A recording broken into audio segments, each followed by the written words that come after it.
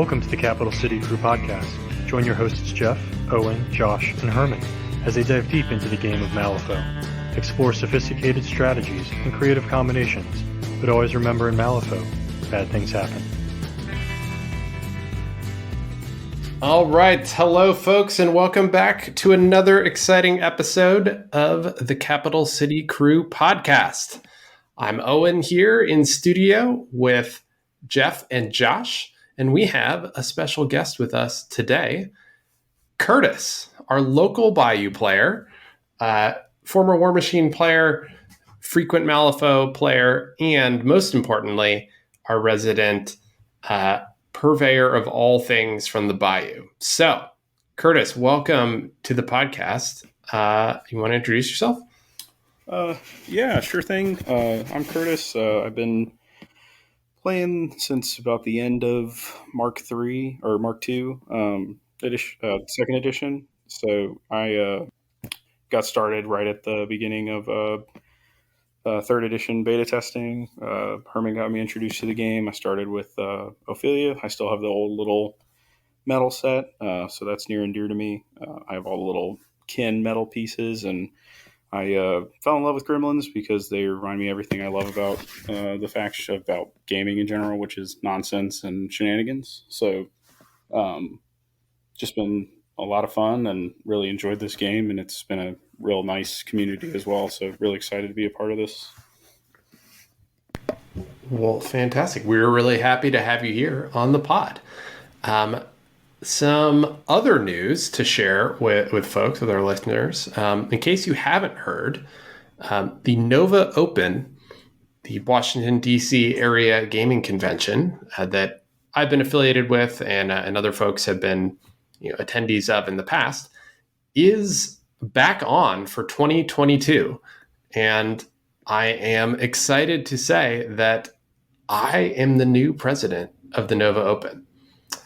Yay! We're all so sorry.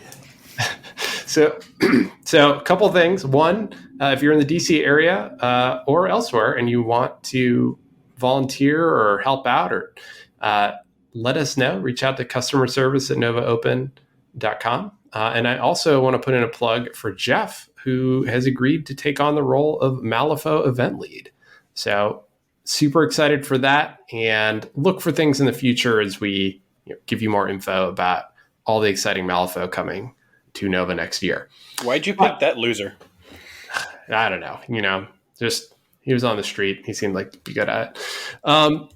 But that's not why you're here. You're here to learn about everyone's favorite, the Brewmaster.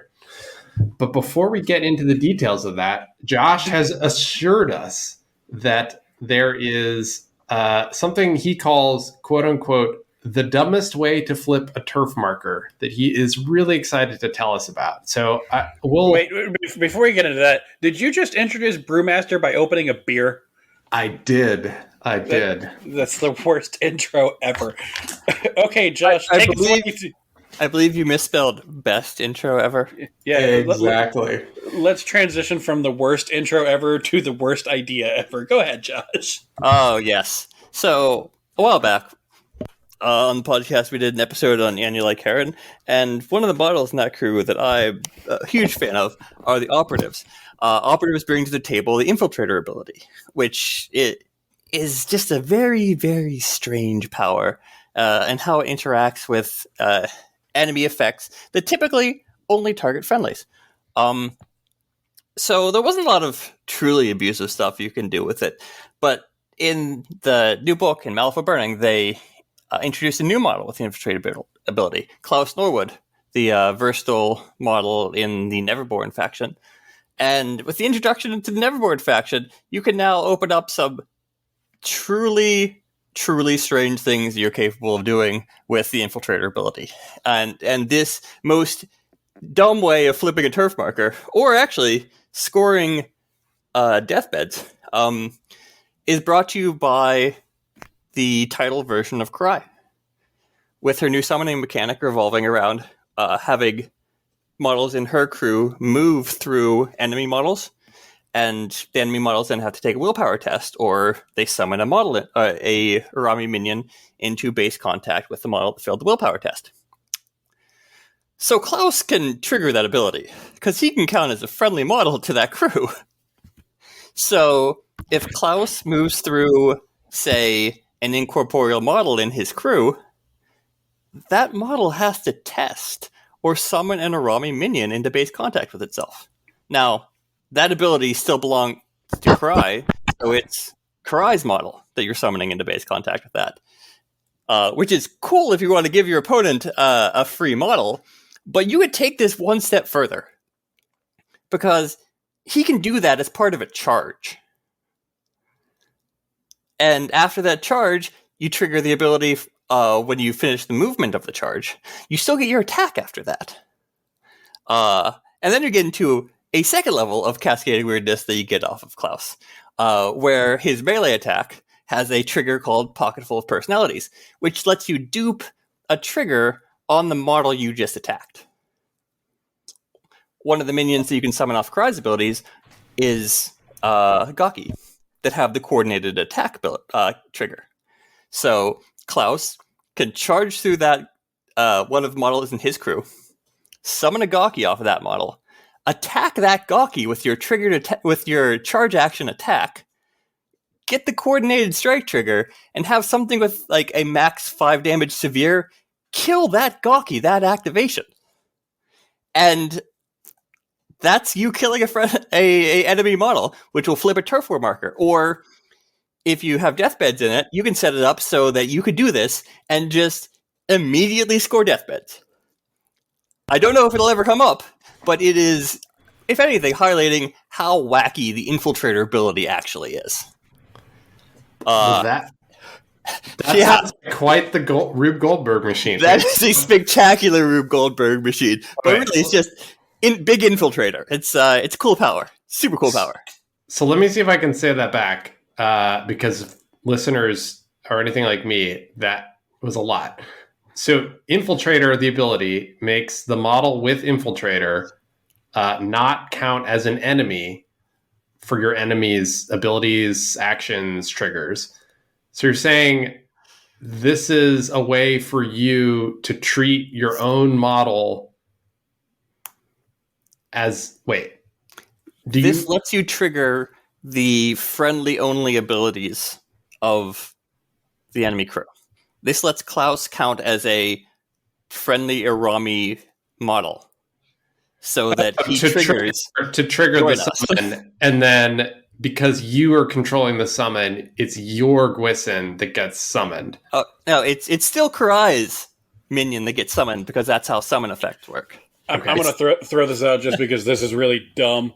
At any point in time, Klaus could say, I'm not going to summon things because I'm choosing not to act as friendly to you. Or Karai can say, well, I'm not going to allow you to use my ability to summon a Gaki. Like, there's so many things wrong with this. Klaus can choose that. Karai can't. There's no decision on the part of the Karai player to do that. In fact, Join Us is a must power. If you move, they must make that test. You don't have the option of not allowing them to make that test if they trigger that ability. Okay, but then they can, the Gaki, say you did a Gaki, it comes out. Now you're counting on another model to be near you, so the coordinated attract, this is never going to happen. Oh, no, it's spectacular. It'll almost certainly never work. But if it does, you just score deathbeds right there. What? And if it does, you just scored... Like, that's got to be an achievement, right? Like, you just score a point off that. I mean, anything that lets you, through almost minimal interaction with the opponent, score a point is pretty cool. Niche as hell, and you should never take Karai 2 into Neverborn if Deathbeds is on the table, but just to avoid the possibility of accidentally dunking on yourself. Maybe that's a little hyperbolic, but avoiding the possibility of accidentally dunking on yourself. But there you go. So that advice, never take Karai 2 into Neverborn when Deathbeds is on the line. We'll join, never play for death with the Sicilian. I'm going to rank this up there with the... to make a Princess Bride reference? Maybe. maybe. This ranks up there with I'm going to use Benny and surround them with 9 rats and then use swarm them to do 9 damage. Wahaha! I'm such a genius. It's never going to happen. But that one time it does, you're vindicated. All right. Anyways, we're gonna throw into a quick break, and when we come back, hopefully our heads have stopped spinning, and we can get them spinning in a different way with lots and lots of Brewmaster. So stick with us. We'll be right back.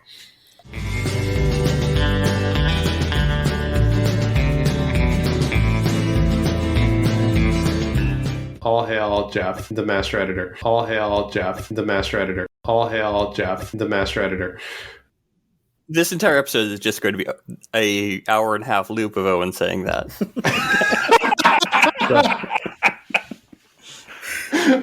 All right, welcome back, folks. We are here to talk about the master of the TriChi, the Brewmaster.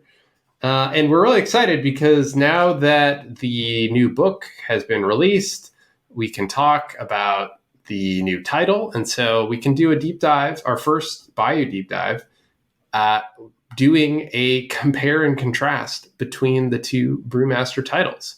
So with that intro out of the way, take it away, Curtis. From the top, give us your elevator pitch for Brewmaster. Why is he awesome? One or two or both? Both. TriChi. What is awesome about TriChi? I think it's a dark horse keyword. I don't think a lot of people know enough about it and the models within it to really understand what it's capable of doing. I think Brewmaster 1 is pretty straightforward. Once you play him a few times, you kind of figure out exactly what he wants to do. But Brewmaster 2 is the complete opposite. I think he has a lot of nuance. I think that the sheer volume of micro movements you make every time somebody in his crew activates or every time you push something with Tipsy Slide is going to make decision making in a game incredibly intense. I think that where you place your enemies' models and where you place your models can be the difference between winning and losing a game. And I think that's going to make him very interesting. I also think that TriChi is one of those few keywords that you play with basically every model in the keyword. There's not that many models in the keyword that are just poop.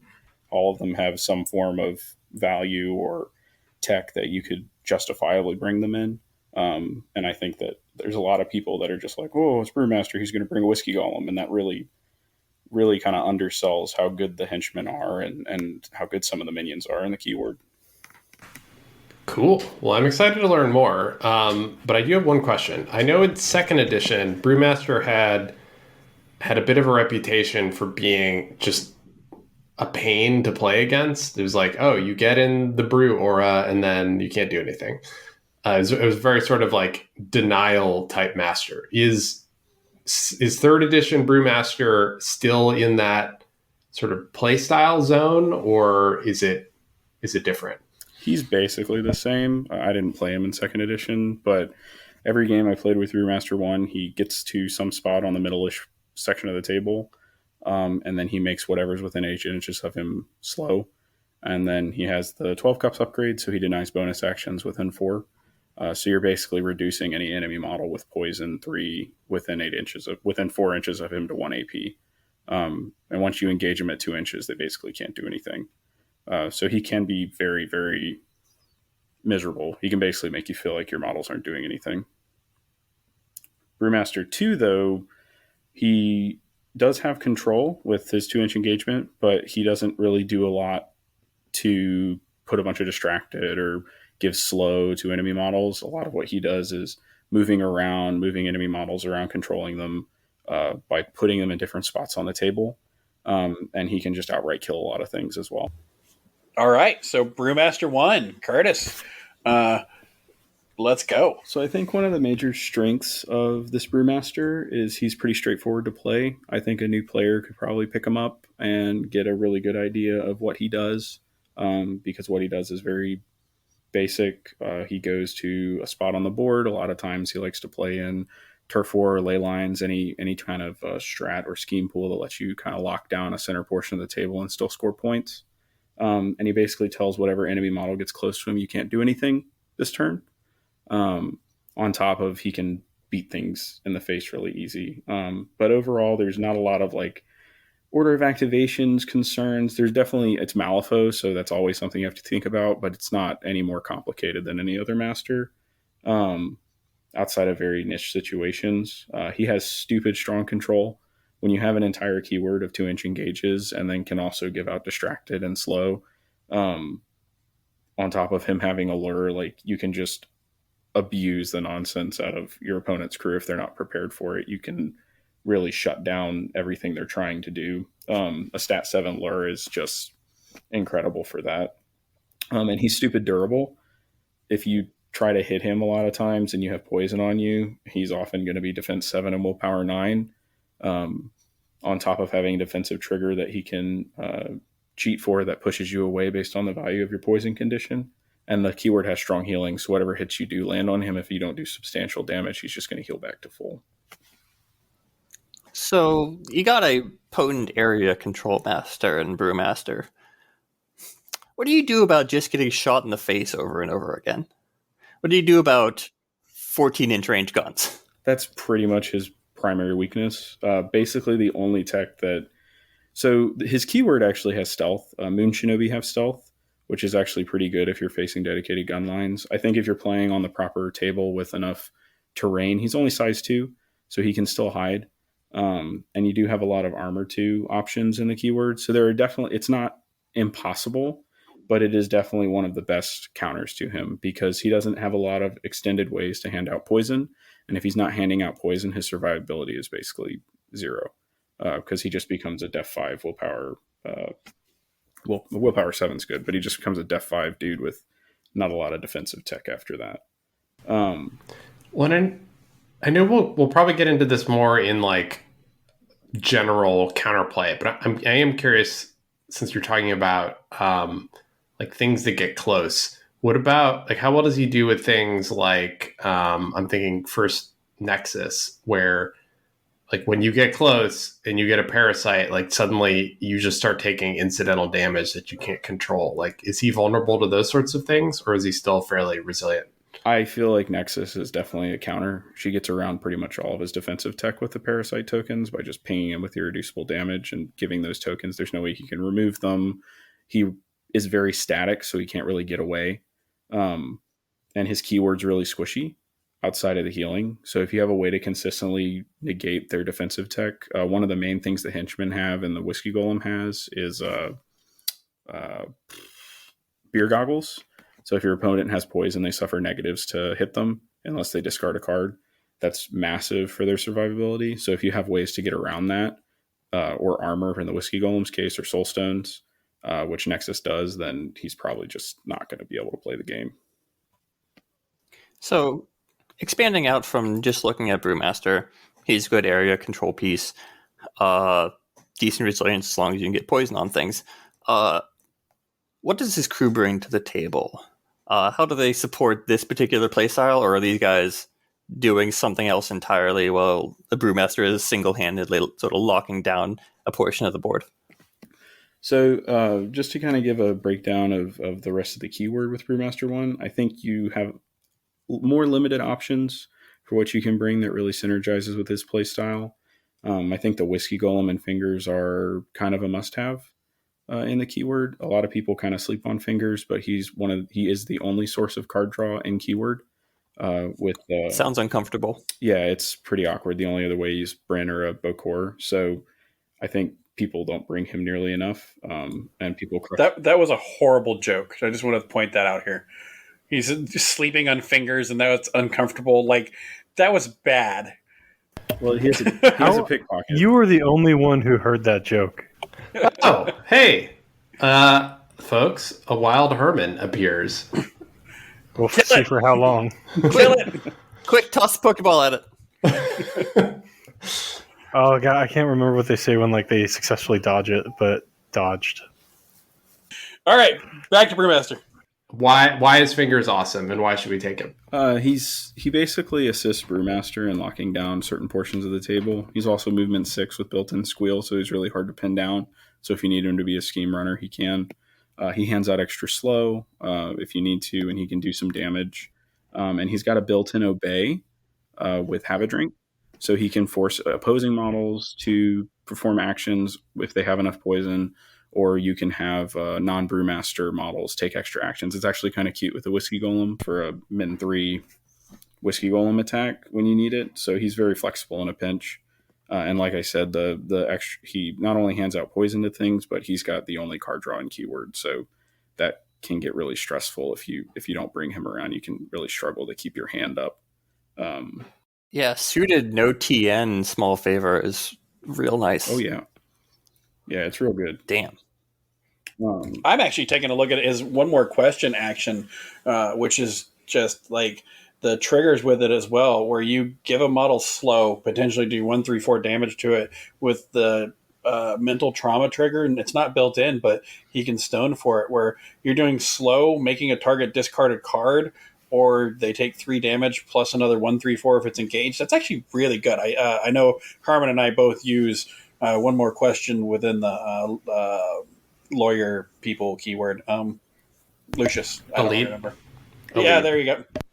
And journalist. And And it's, journalist. I can tell you from personal experience, it is absolutely brutal on Brewmaster's crew. And that's a really good point on 2-inch reach and handing out slow. Like that locks a model down. That is huge and fucking the worst feeling in the world to play against. Can I just ask a question about what exactly 2-inch reach represents in Malifaux 3rd edition? He's got really long fingers. That's Yeah, what he long has. fingers. He's reaching out and touching faith. There's a reason why his name is Fingers. Come on. It is a good question though, because I felt like in 2nd edition, 2-inch was pretty much the norm for a lot of things. Yeah. And then 1-inch was if you were, you had like just a knife or something. And then 3-inch was if you had a spear or you were a giant monster or something. But in 2nd edition, it's kind of a bit all over the map. Like why does Fingers have 2-inch? Why does Brewmaster have 2-inch? I guess his staff. I mean, I guess it all comes down to balance. It's balance. Maybe it's not necessarily a physical, but like a threat range. Like he can reach out and touch you like really far away. Like I have a fluff reason for this. The ability is called Have a Drink. He has a 1-inch range with his arms, and he's handing a drink to his opponent that also has a 1-inch range. So it's 2 inches. No, if you want the platonic ideal of how melee reach is messed up in 3rd edition, Killjoy, massive cleaver, 1-inch range.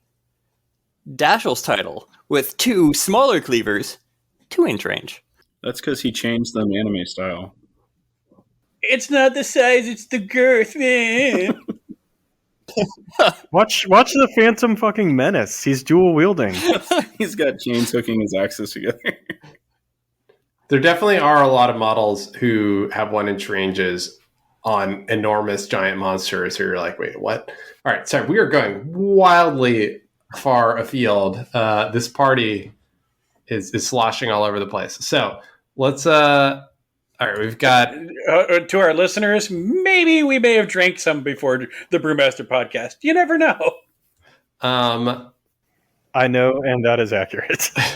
Let's talk about Shoujo here. Oh yeah, that was actually next on the list. I think she's a staple in every. I think you're always going to bring her. She has some really dumb abilities, and particularly with Brewmaster 1, being able to have the opportunity to put both Boring Conversation, which is just extra card drain on your opponent, on top of making them slow, on top of potentially getting them distracted, on top of denying them bonus actions. And then she's got a second bonus action where she can reduce her poison condition to reduce the card cheated by 3. So when you wrap all that together in that bubble, basically your opponent's not going to really get to do anything. You can really control how they approach their turn with her, even if you put her out front, because they're going to, if you pop her bonus that reduces the value of cheated cards, she's basically going to be really hard to take care of. On top of, anything else they attack is going to be essentially +3 defense, depending on how much poison she has. So Does she dictate your turn order by being someone who's by being someone who's up there in the middle and needing to activate all these abilities? She basically always goes first. But one thing I don't know if she'll do it as much with Brewmaster 2 efficiently, or Brewmaster 1 efficiently, because unless you're cheating or stoning for pulses for his bonus action and his melee attack to shoot Shower of Booze to pulse out poison to her, or stacking her with Have a Drink AP and stuff, she's not going to have nearly as much poison to generate pass tokens to control activations. And let's not look over. She's a 6-cost enforcer that has incorporeal and 6 life that is basically there to completely screw over your opponent with their actions and their abilities. That's really good. Yeah. Trade secrets. Oh my god. Just casual pass tokens. Casual pass tokens. Even if you're only generating 1 to 2 a turn in Brewmaster 1, like guaranteeing last activation all the frickin' time, or bonus initiative on the next turn if you don't need to control activation. Disgusting. Yeah, disgusting. Yeah, but you're really going to have to choose with Brewmaster 1 what you're doing. I don't think she can both generate pass tokens and get use out of her other bonus action, which I'm going to double check the name of real quick. Slurred speech. Slurred speech, yeah. I don't think Brewmaster 1's going to give her nearly enough poison to use both. So I think when you first activate her, you're probably generating pass tokens turn 1 and possibly turn 2, and then really leveraging that bonus action late turn 2 or turn 3 onward. So that's kind of the rule of thumb, I think, with her. That makes sense. So is there anyone else in your core always take for Brewmaster 1? So basically the core Brewmaster 1 is, I think it really is just Fingers, the Golem, and Shoujo. Everything outside of that just depends on what schemes you're playing and what the strat is and what the matchup is. It gives you a lot of wiggle room, but I think those 3 models are basically you always take them.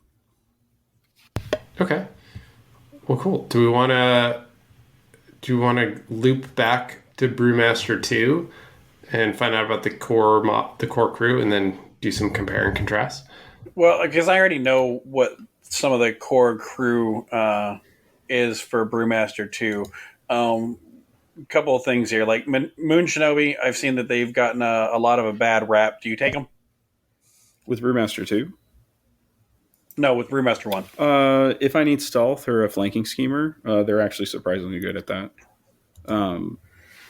So I think that some tech pieces for him are like for Brewmaster 1. So a Tanuki is really good for additional condition removal. Just a really great support healing model. Moon Shinobi are fantastic for running out on a flank and being hard to catch and hard to pin down.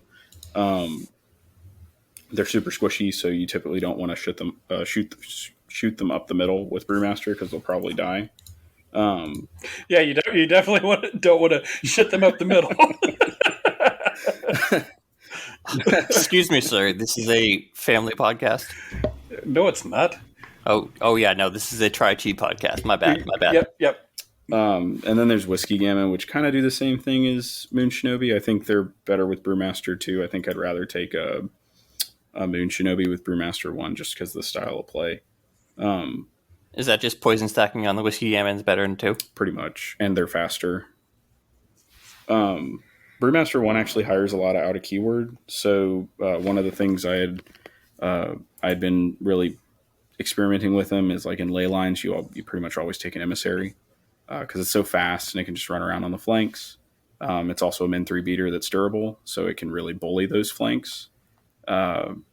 Gracie is really good with Brewmaster 1 because he's stupid slow.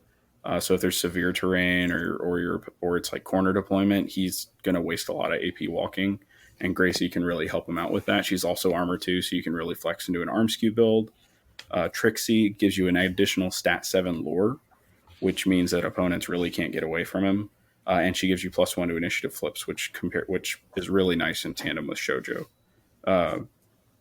So those are the 3 I think out of keyword hires that you're going to take the most. And you're starting with the emissary as opposed to picking up the effigy with the upgrade?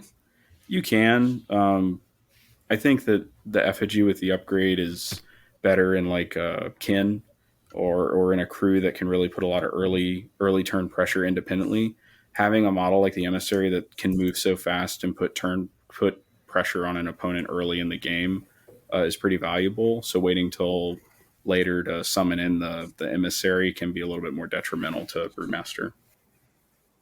I mean, that's something to kind of non sequitur in general is how often are people really doing the effigy with the upgrade? It's like the effigies and the emissaries kind of do completely different roles, it feels like, almost across the entire game. And so it's either kind of like you're taking the effigy or you're taking the emissary. I see it quite a bit. I see it in corner in explorers, early turn corner in explorers against crews that you're not expecting like massive aggro from, because you can leverage the early turn movement and then go into late turn protective tech or late mid to late game protective tech. I've seen it with the Mysterious using the cheating aura early on and then upgrading to the emissary later on down the road, because you can in Neverborn you can use Vasilisa to cart a puppet around, put it into a convenient position, and then suddenly an emissary. I've seen Stuff it like that. Yeah, I've heard of it in Explorers. I've never personally tried it in Outcasts, although it's funny. You asked about that, and I was thinking when he mentioned it, I was like, I really should try that more often. Like, because you can save, like, you save some points. Like, But Outcasts get so much utility from early turn movement. Yeah, that's the main movement thing. and upgrades. Being able to hand out the upgrades early on. I think the Hodgepodge is probably one of the more frequently, in my opinion, taken full-on emissaries. Yeah. What about the God, our tangents are just on point tonight. No, they totally are. All right, so I did apologize before I did that. No, I'm sorry, I'm going to punch you, but here. No, I think it's a good question. It's all good. Because I think the Bayou community, from what I've read, I think they overvalue that upgrade on our FAG a little bit. I think the emissary is really, really, really good. So a lot of times it's just worth paying the extra 4 stones to get that extra couple turns of work out of him.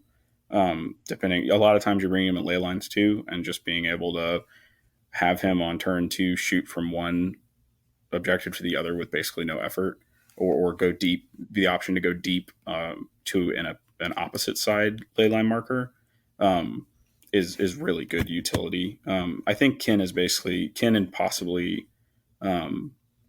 TriChi are probably the only 2 keywords where I would consistently bring one with an upgrade, just because they can utilize that bonus action card flip aura the most. And here I thought you're a big fan of that emissary coming up and getting immediately buried by 33. Well, that's because Lady J is mean to me and touched me in bad ways. So, I mean, 33 is great. I'm in favor of bury all of our problems. So, all right, cool. So, do you want to loop back to Brewmaster Moonshiner? Brew 2 Electric Boogaloo. Indeed. And tell us about how this new brew is different. Are you how excited are you for this new brew versus old brew? And yeah, let's jump to it. So, Brewmaster 2. You have to open 2 beers for Brewmaster 2. So I'm gonna do a hot take. Herman actually encouraged me to go ahead and say this. I think he's probably the best, or if not, him and Summer are competing for the best title releases in the Bayou releases so far. He's really, really strong. He's got a lot of depth. He rewards creative play. He rewards very technical play. He punishes opponents a lot in Gaming Ground Season 2. A lot of the strats and stuff he can really abuse. The fact that he can push models during turn, mid-turn, early turn, late turn, whenever he activates, and end phase is going to make it almost impossible for your opponents to score certain schemes and strategies. He can really just dictate where your opponents are on the board. The best way I can summarize the difference between them is Brewmaster 1 knocks you off your feet, and then Brewmaster 2 makes everybody dance. So one's like your typical backwoods moonshine party, and the other one is more of like a club night. So wait, so unpack that for me a little bit. I'm looking at the card for Moonshiner, and I see, all right, you've got these movement tricks, you've got the tipsy slide ability that lets you move people around when they would take poison damage. You said he can just straight up deny a bunch of things. Walk us through, like, how is he changing the game for TriChi? So there's a lot going on with how he sets all of that up. All of his abilities are within an 8-inch aura, similar to Brewmaster 1. So he's got a somewhat medium range for all of that. It's not completely within, so you have a little bit of flexibility with it. But effectively, what he does is he starts out the game giving all of his models poison with his shockwave action. And his shockwave action lets you drop a shockwave marker. TriChi models can choose to immediately fail the duel. The first time they fail it, they resolve the poison condition, which triggers Tipsy Slide. And then what Tipsy Slide does is you push a number of inches equal to the damage you would suffer from the poison condition. And I can get into more of some of the synergies and stuff that you can to abuse that later. But just for an overview, what happens in the mid to late game, that's a willpower 14 shockwave. So it's a pretty good shockwave. Your opponent's not going to fail every single one you throw out, but it's high enough that he's either burning cards trying to prevent you from pushing him around, on top of you having other ways to give him poison. So you kind of have that Wong 1 mentality of the more he's trying to prevent it, the closer you're getting to the time bomb actually going off. And then once you get enough poison on an enemy model, once you get 3 or 4 poison in tandem with somebody like Wesley or Popcorn, who has an ability called Alcohol Poisoning, which causes enemy models with an 8 to suffer +1 damage, that's an additional inch of movement on Tipsy Slide. So you can, I think in Jeff and I's last game, I got, how much poison on Marcus? 9 or so. Oh no, that's a lot. And I was pushing him with alcohol poisoning like 4 or 5 inches. Every time he'd resolve the poison condition, whether he'd fail a willpower duel or in the end phase, which is that's unresisted. You just take it. I am, as a McMorning player, so angry at Brewmaster 2. So angry that you don't have those toys. That I don't have a fraction of the poison tech that Brewmaster has. No, you have extra body parts. But I think the kind of the aha moment here on where that becomes a power level is in the timing of the end phase. That push happens before strats and schemes are scored. So anything positioning based, you can deny.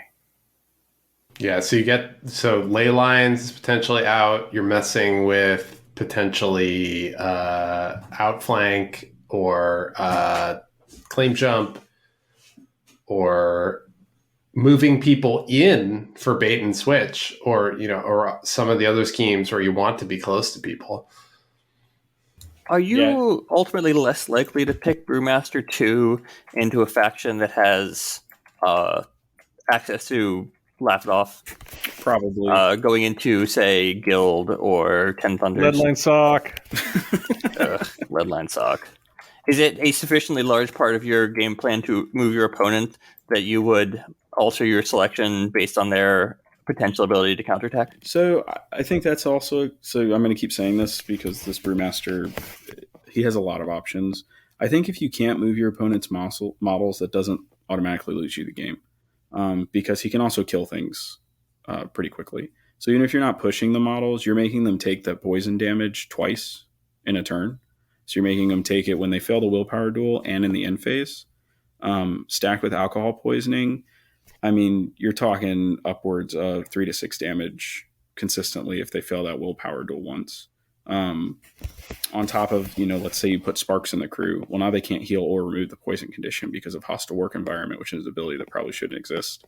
So, and he can be... Amen. He can be pretty insulated. So you just have like reliable damage output. And that's not even counting the fact that with Barroom Brawl, when you push your own models or they end a move within an inch of an enemy model, once per activation or end phase, they do an automatic point of ping damage. So in a typical end phase, you do whatever your poison damage is, plus alcohol poisoning, plus you can push one of your models with Barroom Brawl to do another point of ping damage. So that's minimum 3 damage now in the end phase alone. And then that's not counting if you have more than poison 2. That's not counting if you use sparks to put scrap markers for hazards down or have a pork chop nearby for an hazard aura. And you can just do a lot of incremental damage that gets around things like armor, incorporeal. So even if somebody has the guild super clutch upgrade like Bloodline Coat, I think that you can definitely still play a game where you have your minions on the flank running schemes, controlling some of those more mobile-based strats, and then you can still kind of just murder your opponent's models. I think this gets into the overall theme of this book, where you have either interaction with markers or splash damage. That's what your masters are doing. You're either interacting with markers or you're doing splash damage. Yeah, I mean, Brewmaster 1 typically is doing a lot of focus damage to single targets and stacking poison on very specific targets. And Brewmaster 2 is definitely significantly better at spreading it all around, spreading both damage. And I think in Jeff and I's game, another example, turn 3, I killed Marcus. I killed basically everything and left everything else on half or less health. It's surprising how much poison Brewmaster 2 puts out versus Brewmaster 1. Between the shockwave, that's the willpower 14 is a really high target number when he's able to do it 3 times per turn, and it's poison +2 on that. He's putting up a hazardous aura that does poison +1 as well. So whenever if he gets poison on you, he's doing the incidental damage of, or the incidental poison of, when I get to move you, when you take damage from poison, you also get another point of poison because you're moving within that hazardous aura. It's a bad time, and the poison stacks up very, very, very quickly with this Brewmaster, and it's better to either stay out of his little cluster or bring Archie, who is apparently too stupid to get poisoned because he's a numbskull. And the other problem, though, with something like Archie is Brewmaster and Moon Shinobi have Drunken Kung Fu. So they flip hard to wound around. And Brewmaster can probably, I mean, I don't want to say probably, but he has so much tech going on that even what opponents can bring, he still has game into. So it's not like a complete shutdown. So even a model like Archie, or in a game against McMorning where, perverse metabolism basically shuts down all the damage I can do with poison, I'm actually incentivized not to push his model. Like, I didn't want to put poison on any of his stuff because I didn't want them to heal, get free healing. But I was still able to just punch all his hard to win models in the face. So, because of Drunken Kung Fu. That is the other part that as a big boarding player vexes me so sorely. You not only have better poison tech, you also have the tech to take out the hard to wound. It's like, Yeah, that Drunken Kung Fu. My first game, I did win this one, but my first game was English Ivan 2 versus Brewmaster 2, and let me tell you, Drunken Kung Fu is a pain in the butt when you're playing Ivan, because I'm like, I'm going to hand out Distracted all over the place, and Brewmaster's like, hey, thanks, now I'm going to hit you at plus flips, you suck. Yeah, and even the models... That is actually that is an interesting mechanic that this Brewmaster has, where with his Drunken Confusion, like, he can give himself Distracted in order to continue to get plus flips. That's actually an interesting mechanic that I like. Actually, speaking of McMorning, now, is McMorning a good counter? Because the wording of the perverse metabolism ability that a lot of his keyword models have, which is not reduce the damage to 0, but just if you would suffer damage, you don't. Well, it's actually you heal from it. You also wouldn't get moved from it. The McMorning versus Brewmaster is a really interesting matchup. On one hand, you have a lot of rear goggles, which makes your guys difficult to hit. But if you take McMorning 2 into it, you can get 2 models with built-in plus flip attacks using plastic surgery, which gets around beer goggles just fine. And then you are missing out on a lot of the high-end damage from it, but conversely, my poison tech doesn't really hurt you that much. And then it just comes down to a brawl in the center. And the movement tech that Brewmaster brings to the table becomes a really, really powerful tool against the less mobile Big Morning crew. Another thing is, from what I understand, McMorning doesn't have that much anti-armor.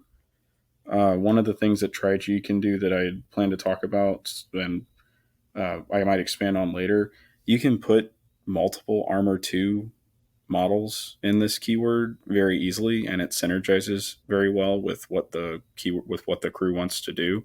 So you can have Whiskey Golem, Pork Chop, Gracie, Emissary, or Whiskey Golem, Pork Chop, Whiskey Gammon, Cooper, and have a bunch of models and then you take Sparks and you can give them shielded. And so even with all the hard hitting, even with as hard as McMorning 2 can hit, you still have some solid defenses. So I think that matchup is actually pretty interesting. Like Josh said, there's a lot going on there. I want to go ahead and point something out here too. This isn't a common ability that you see on Masters, but the running tab trigger that he has on another round, not only are you doing that wide range of spreading out poison, which your own guys benefit from, the poison, one of the enemies that fail it or friendly, that they can get moved and take damage based on their poison, but the running tab where you remove a ski marker, not an enemy ski marker, a ski marker, touching the pulse that was generated by the shockwave gives you a soul stone to add to your crew. So, just right off the bat on the first turn, you can have a random 4 soul stone, whatever one of your trash models is, throw down a scheme marker next to you, and then when Brewmaster is loading up poison, he also gets a soul stone for doing it. So, that's maybe something we should have caught in beta, maybe, and made it friend or an enemy scheme marker. But don't never know. Don't act like we screwed up. You need a 6 of Rams in a crew with very little card draw. And if you stone for it, it's counterintuitive. So I don't think it's going to come up nearly as much as you think unless you get lucky, particularly in a turn 1 scenario. For 1 AP, potentially a soul stone, poison 2 on a wide variety of guys, and a movement from it, it's a very good ability. Sure. I think it's very, very good. I just think that if it was a keyword that had significantly more card cycling, I think it'd be more reliable. And currently it requires a little bit of luck and the right timing to maximize it. It's still totally worth it because you can basically get the free ski marker removal for a soul stone that you get back. So we've touched a little bit, I think, on what I've heard on the key differences between these guys. Is Brew 1 is all about kind of bricking an area, or maybe not even bricking with his crew, but getting the opponent's crew tied up in a bubble of bad times. Whereas Brewmaster 2 does that also, but is more about moving people around, messing with people's positioning. Are there any, when you're faced with making the decision between 1 and 2, what is driving that? Or are you tending towards 2 more often than not? I think in this season, 2 is going to be played the majority of the time. I don't think 1 is bad. I think there are very specific, there are very specific pools where 1's going to do better. So any pool that kind of is requiring you, so let's say it's like Turf War with Claim Jump, Vendetta, Assassinate. So a super lethal, and you want to play Brewmaster instead of Kin in that for some reason. I think Brewmaster 2 is going to struggle in a scheme pool like that because his crew is not nearly as durable. I don't think you should really play Brewmaster 2 in Turf War. I think he can do it, but I think you have so many squishy models. He doesn't, and Brewmaster himself is not as much of an anchor as Brewmaster 1 is, you're going to have things die, and it's going to be really hard to keep your opponent from just denying you strat points or bullying you off the middle of the board. But I would play Brewmaster 2 in almost any other pool, particularly high mobility ones like Ley Lines, Break the Line, and then just forgot the name of the other one, Symbols of Authority. I think he's really going to excel at those ones. So you mentioned the card cycling, and have you thought about bringing Big Brain Bryn into this crew for the innate card draws, Arcane Reservoir, basically all the Gremlin bullcrap that they bring, and Big Brain Bryn is just amazing at pretty much everything. So have you thought about that? And intuition, all that good stuff. Sure. I think that I think Big Brain Bryn is very, very good. I also think he's very expensive. Out of keywords. That's what he's maybe 10 or 9. I think, he's 9. 9. He's 8. Yeah, he's 9 out of keyword. So he's very strong. But I think that I think if I really needed card draw, I'd just take a Bokor for the extra healing too. I don't necessarily think that Bryn. The other problem with Bryn is he's static. He needs a lot of help getting upfield. And that can be a little bit better with Brewmaster 1, but with Brewmaster 2, you have to really worry about getting him liquored up, basically. He doesn't hold his liquor very well like the rest of TriChi. So I don't think that I would see him as much. I could definitely see him with Brewmaster 1, but he's competing. Like, at that point, you're taking away certain things for that tech. So I think you need to have a very specific purpose for him outside of just calculate and intuition. So we talked about the core crew for Brewmaster, OG Brewmaster, which was Gollum, Fingers, Shoujo, and then Seasoned to Taste. What about Brewmaster 2, Moonshiner? What is your core first picks? So that's a hard one. He's got a lot. He does so much to fix a lot of what some of the keyword minions were missing.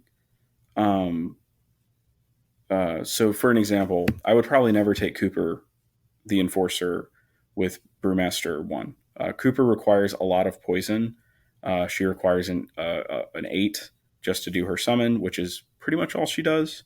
Her heal sucks. It requires you to remove a scrap marker, and you can only heal one model per scrap marker removed.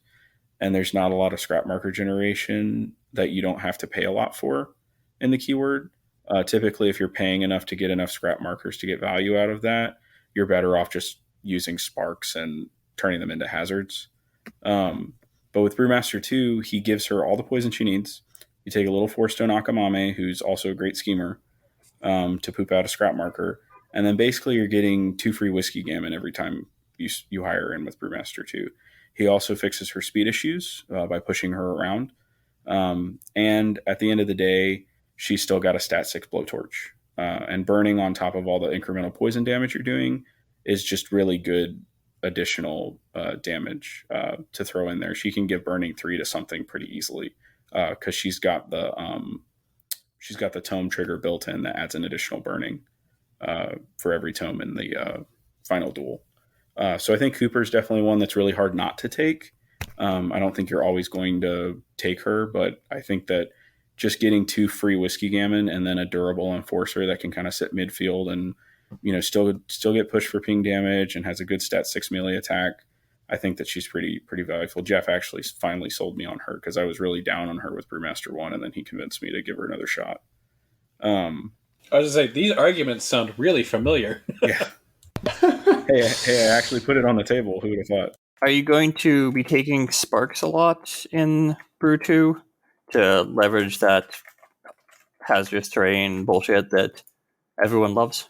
Depends on who you're playing. If you have a certain title and you think they're going to be able to pick up your markers or ignore hazardous or be able to use those markers against you, like say McMorning, I don't know if it's worth it. Although on the flip side with McMorning too, you turn them into hazards for him, which is somewhat amusing. So I think he's more, if you're going to play so there's 2 styles for Brewmaster 2 basically. There's the breakout style, where your crew clumps up turn 1 to get a bunch of poison, and then you disperse rapidly to do schemes. And then you're very mobile, bouncing around the entire table, using the entire table to your advantage, hugging terrain, playing keep away from your opponent's models, and using Brewmaster and like a Whiskey Golem or Brewmaster and Popcorn to lock down or kill key targets that might be able to catch you. And then the other option is the Mosh Pit option, where you take Sparks a lot here. Sparks and Akamame, possibly a Pork Chop just to get extra scrap markers and that extra hazard aura up. And you play kind of a similar game to Brewmaster 1, but instead of locking things down with control and giving them conditions, you're locking things down in an area with hazardous 1, injured 1 terrain, utilizing hostile work environment, and just really abusing all of your ping damage and 2-inch engages to just kill things really quickly. One of the cute things with the hazardous is obviously with Barroom Brawl, you can do the poison damage to it, push it into a hazardous scrap marker, do another damage to it, then push a model to it, and then do another point of damage through Barroom Brawl. And so you can do a ludicrous amount of damage in the end phase with that. And I want to bring something up here.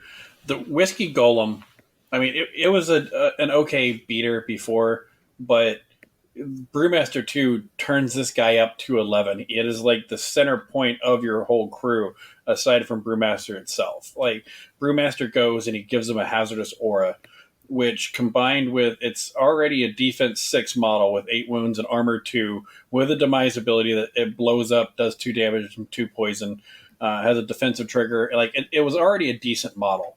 But now, with that hazardous aura stuck on it, if you try to close in on melee on this thing, you automatically get poisoned because of the aura that's around him. So the beer goggles makes him to where he's like one of the most defensive models in the game, where you have to get through defense 6, armor 2 on a negative flip unless you discard a card that they can give you poison back for with Sprung a Leak.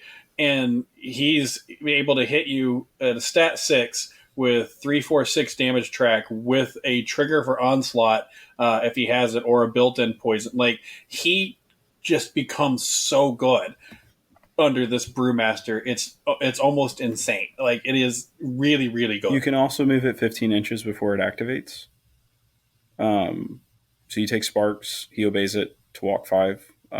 Popcorn or Brewmaster can stack it with poison and then push it. If you give it enough poison, can push it up to 5. You have to get a lot of poison on it, but it's totally doable with if you put the hazard on a gammon or something and move him around, then he's going to get it pretty quick. And then Popcorn has blood poisoning, which is not enemy only and does 5 damage, which the Whiskey Golem reduces to 0. But the wording on Tipsy Slide, the push happens before reduction. So then you push him another 5 inches with Popcorn, and then he gets to activate and Nimble Walk. So now you're at 20 inches, and then he can charge. So you're at 25 inches plus his 1-inch melee. So you have effectively a 26-inch turn 1 or turn 2 threat projection with the Whiskey Golem with a built-in smashed or onslaught on his min 3 attack.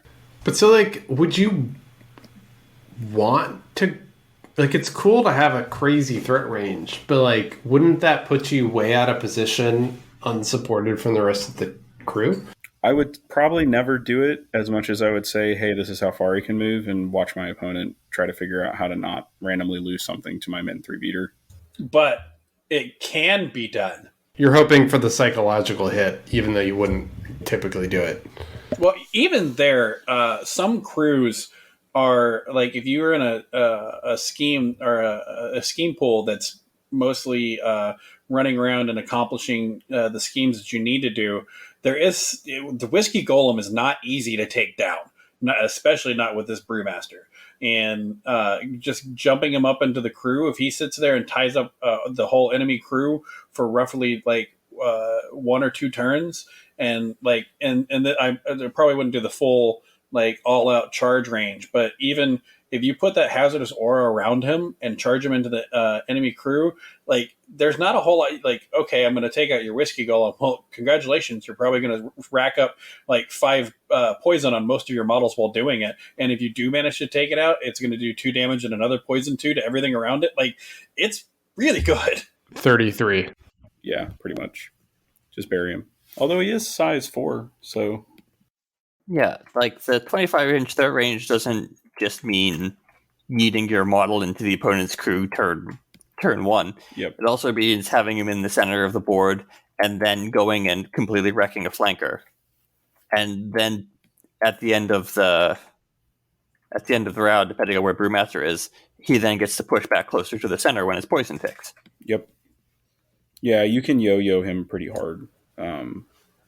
And that's not even considering, like, you could activate him early and then yo-yo him backwards or whatever. And every time he moves outside of his activation, each activation that forces him to move, he can do another point of ping damage. So you have that option as well.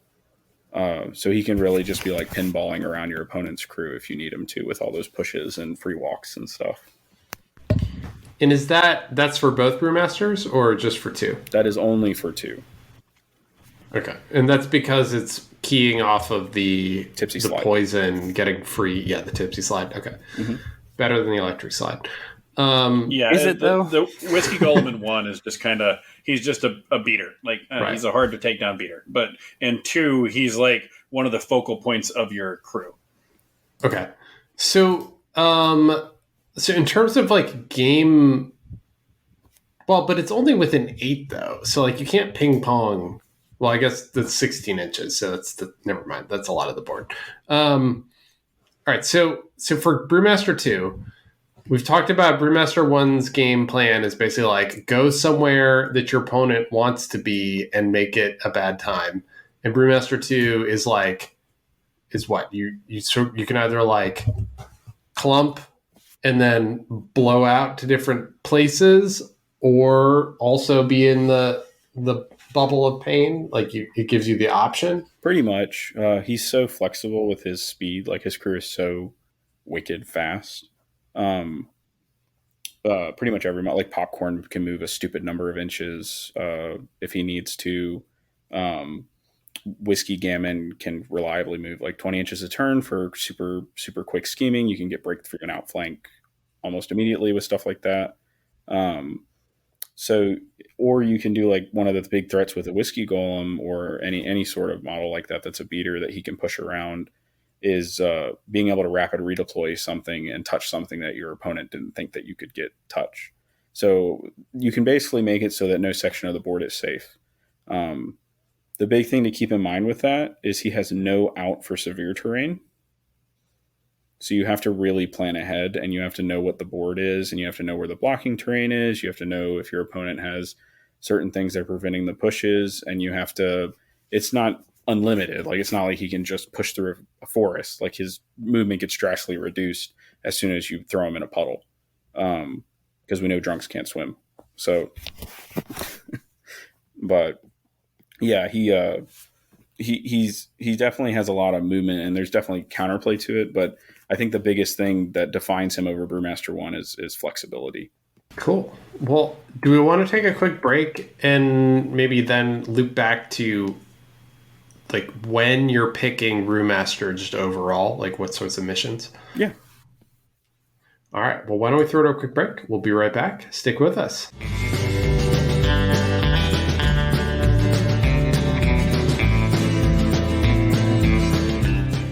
Hello. Do you like our podcast and want to ensure that it continues to run?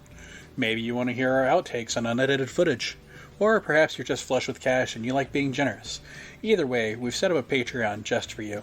If you like us, please consider donating. Our Patreon can be located in the show notes. If not, we're all pretty sure that it's Herman's fault. Either way, if you like our show, go ahead and leave us a comment. Thanks. All right, welcome back. And we're going to wrap up this podcast with a segment all about play and counterplay for the TriChi keyword. So talk to us, Curtis, about, okay, obviously you like Brewmaster. You've currently been on a Brewmaster kick. You've been enjoying playing, especially Moonshiner Brewmaster. But like, what, other than the whim of the day, let's say for like a tournament setting, what's going to call out to you and say, oh, this is a mission where I really want to take Brewmaster? And is it opponent faction dependent? Like, tell us what your thought process is there. So I don't necessarily think there's a specific faction that he shouldn't play into. I think that depending on what master your opponent declares, will decide what your crew looks like. I think that if I go to an event, I'm going to definitely look at what the pools are. If available, see what the maps are. Obviously, if there's a map that's just going to be severe terrain all over the friggin' board, then probably not bring Brewmaster 2 or 1 because they're both going to get bogged down pretty quickly. But I think as a standard rule of thumb, Brewmaster 1 can play Turf War and Ley Lines. I think Brewmaster 1 excels at Turf War. Between the two of them, he just has significantly more durability, so you can deny the strat a little bit better and prevent denial from it. He does well with the out of keyword hires, so he can be a little bit more flexible with counterpicking for an opponent's crew. And he really liked that, especially in a scheme pool where there's a lot of schemes that allow him to just kind of sit in one spot and still score points. Brewmaster 2, though, basically any pool that's got a lot of mobility where he can move around the board, not necessarily have to commit to an engagement, especially into like a high lethality crew or a crew that has a lot of guns. Any scheme pool that lets him kind of dance around the table, hide behind terrain, hide behind more durable models. So I think that basically ley line, symbol, and break the line are the way to go.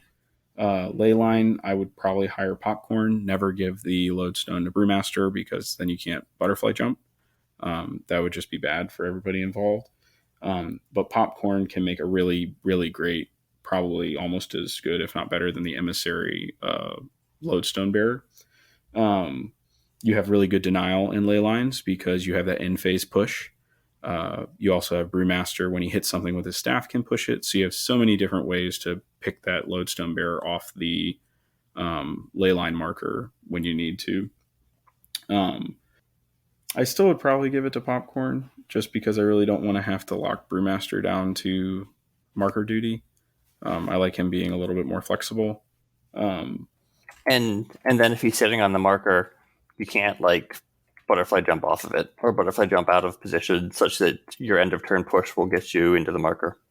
Yeah. So it cuts into his mobility a little bit.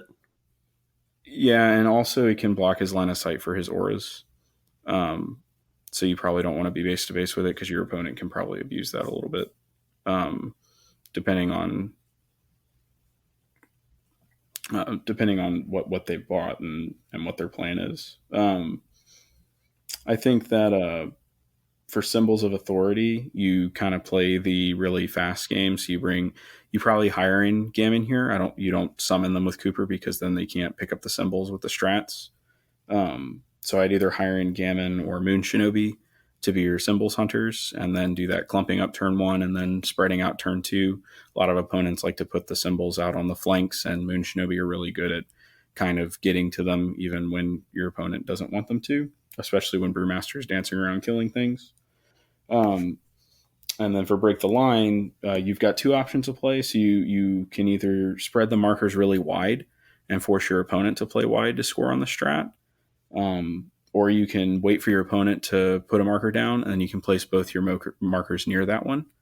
So you can play that hazard game where you have that certain point on the table, and you can create like a little minefield with sparks and really bully that portion of the board and just kind of ignore the top marker, assuming that you can bully your opponent off of. As far as schemes, I think Brewery 2 has a nice wide variety of schemes, so he can do breakthrough fairly easily because he's so fast, and he can kind of clear out models that would normally be, or take out models that would be threatening you denial for that. I think he's one of the few masters that can actually do outflank and not telegraph it as much, because he's got that end of phase push, so you can actually kind of get creative with that as well with all the out of activation movement. I like Research Mission because you can generate those scrap markers for it, and with with ley lines or with any of the ones with the strap markers, you can score that fairly easily. He's one of the few models that I think can actually play bait and switch. I don't really care for that scheme, but the end of the end of phase movement can really really mess with your opponent and keep them from preventing that as well.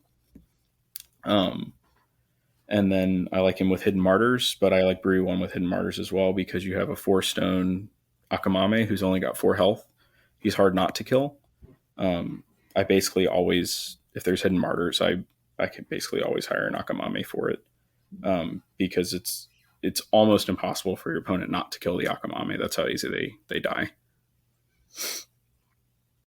Yeah, so the Akamame is one of those models that's obnoxious. It's got a 2-inch engage. It can give slow with its tongue. It's only stat 4 though, but it can always gain a flicker token for a positive, so you can kind of force your opponent to deal with it. And it's fantastic for Hidden Martyrs. You can take it with Cooper in that because Cooper's pretty durable and can hang back. Or you can take it with Fingers if you want something a little bit more obnoxious to kill. And it's basically guaranteed points on that as long as you can kind of force your opponent to kill it. I think if you play somebody enough times, they're going to be able to see it. They're going to look at your Akamame and see Hidden Martyrs and be like, oh, well, I know exactly what he took. But at that point, you can always try something else. Yeah, I mean, I guess, do you ever take an Akaname for not Hidden Martyrs? But yeah, so To get the Cooper engine going. yeah, it's actually pretty. Cooper's really, really good with Brewmaster too. I can't really stress that enough. But when you can just get a lot of points. I mean, she's even good if you want to take Claim Jump with them. I don't think I typically would do Claim Jump with Brewmaster 2 unless I'm very confident I can bully the center of the board with him. But she's actually a really good Claim Jump target because she can get shielded. Well, hang on. I want to pick on that a little bit. So Claim Jump with Brewmaster 2 should be fucking amazing because at the end of the turn, you get to push all your opponent's models and all your models within 8 inches. So long as his butt's parked, 6 inches away from the center, he should control like that whole center. Yeah, as long as you can actually push your opponent's models. Don't worry about Leadline Sock. It doesn't exist. Well, I mean, you also got to think like make morning matchup, or let's say you're playing against Lady J2 and you get close to her and she just buries you and turns your entire crew off. Like, you typically probably want to run away. But assuming you're not going up against Guild or McMorning. You could just remove the poison from your own model so that you can't move it at the end of the turn. Well, unless there's the model that prevents you from doing that. I think it's one of the.